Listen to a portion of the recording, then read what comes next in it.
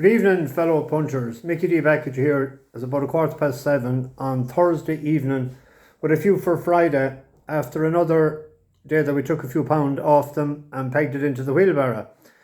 It's great to be a bus driver and when you tell the passengers to do something and they do it. So I told you face the puck out and you did. You faced the slither. It's called a slither, the ball that they play the hurling with when they puck it out. So you lorded it, you lorna porca, that's the Irish for in the middle of the park, in the middle of the field, and you put it over the bar, into the net, everywhere. There was all kinds of activity on the scoreboard after face the puck out, absolutely rammed home. As I thought he would, he was way down in the handicap, a lot of money from the last time, unlucky, but I done the business today. And then I was sweet on the other one as well. That's why I didn't go each way on either of them last night, even though they were each way prices. On all known form, I thought Swift Flight would prevail. But there was one there's always one, isn't that what to say? So there was one up and gone. I think the jockey sort of thought that he had everyone's measure and that had come back to him. And it never did because he didn't press the button to get after him until it was too late. But the each way double was landed with 100% profit. So on the bet, whatever the amount of money you would have on the double, you get double that back. Mr. Rango, there wasn't enough of a test of stamina today. That's why he had to keep up with the pace to make it a test. He hadn't the toe as a stayer to stay with them in the latter end. He finished 6th, just one out of the money for the regular bookies. I think some ones were paying. Probably Sky and there's another one that pays 6, but I only go by the 5, so we didn't collect. Anyway, not a bad day at all. That's 5 winners this week, I think, in 4 days, and an each way double and an each way treble landed, and a couple of nice each way bets. So we're going nicely. I ordered a few wheelbarrows. Well, I was looking to order a few wheelbarrows today, but I think my wheelbarrow man was on the beer. Mr. In. Get your act together. I need wheelbarrows. Tomorrow, I wouldn't be as confident as I was. There's no 2-point win tomorrow, but there's a few interesting horses. The first one is at 4 o'clock in Haydock. It's a class 3, 1 mile, 14 declared. Now there's heavy ground, so stamina will come into play. But there's a horse there for Willie Haggis there, Al Mubhir. Tom Barkan is riding. It's a 3-year-old colt out of Frankel. It won its only start at 2 in a Newmarket maiden. And it was gamble on at that day. It was 12s into 9-2. And the horse that finished second, Philistine, won next time out. I don't think that has ran since. Has 4 runs this year. 2 are over a mile and 2 are over 10 furlongs. The last run, it was a good race. It was that Kilkerran Cup that what do you call him was in it, Mr. Allen, and he looked menacing at the furlong pole, I thought, but he didn't stay.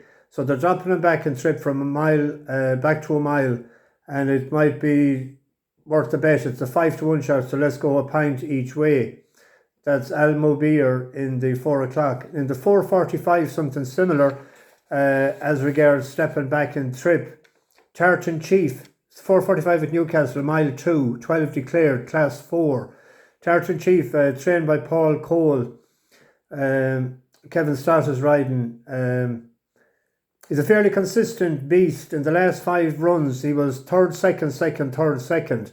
He's won 2 out of 12 as well, off 75 and 78 last year as a 2-year-old. But it ran very well in Newbury, 2 runs back. And that La Pulga that was third in it, a length and a half behind him, won for us since. That's when it caught my eye, that horse. The last one was in Epsom, which was a mile 4 as well. And he went off with the lead from the start and he just lost second about 20 yards from the line. Different surface in Newcastle should be okay to him. Moving back and trip should be okay. He go out there if he gets the fractions right. Should be competitive. I see it's 11-4 with the green bookie and it's 9-2 with 365. a point win. Paul Cole is going all right too. In his last 15 runners, 5 winners and 4 places. And the jockey has 15 winners and 17 places out of 61 rides. So fairly good this time of the year, like when you see a horse with a yard and a jockey in form. And then what did Friday if we didn't go to Dundalk? Patrick Hickey is probably saying, "Oh no!" But there's two interesting ones that I have been watching out for. In the 6 o'clock, Finians Bay for Mick Halford. And Halford is going all right in the last 21 days. He was out of form for a good while there, but he has 5 winners and a place out of his last 18 runners. Finians Bay is a 5-year-old out of Kodiak. It's rated 87, but 12 months ago it was rated 103. And on the 15th of August this year, in a 50,000 handicap at Dundalk, he was gambled on from 20s into 11 to 2 favourite. Drawn in 12 that day, and he came out of the stalls and he tried to get position. Didn't get position, he had to tuck in at the back, and he made late headway, but the bird had flown, and I think there's twilight payment as well from Nat Halford's as well. But this one is handicapped and won't mind the sort. Well handicapped, I thought, at 87. Ronan Whelan. Now he's drawn 11 again, but this isn't as good a handicap as the one he ran in before. So he opened up at 16 to 1, and I got some of that, but he's into 10s now.